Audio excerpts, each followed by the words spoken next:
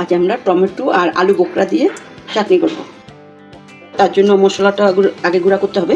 এখানে তেজপাতা দেব, শুকনো মরিচ, আর এখানে 1 চামচ করে জিরা, তারপরে রাঁধুনি, সরিষা, কালো জিরে, এবার গোয়া মিষ্টি সব আর কি, গোয়ামুড়ি, এগুলি সব আমরা এখানে দিয়ে দেবো। আমরা হালকা একটু গরম করব।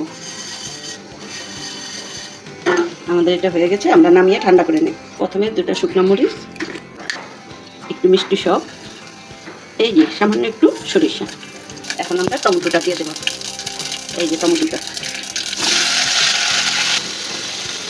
1 চামচ লবণ দেব, সাথে এই যে আলু বোখরাটা, সাথে একটু সামান্য হলুদ দেব।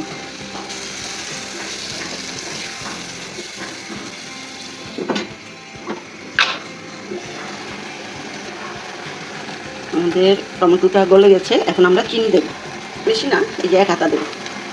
মানে মিষ্টি সবারই খাওয়া নিষেধ। হ্যাঁ বলবে মিষ্টি বেশি হয়েছে, না লবণ মিষ্টি কিছুই লাগবে না। আমাদের চাটনি হয়ে গেছে, আমরা একটু গরম মশলা দেবো।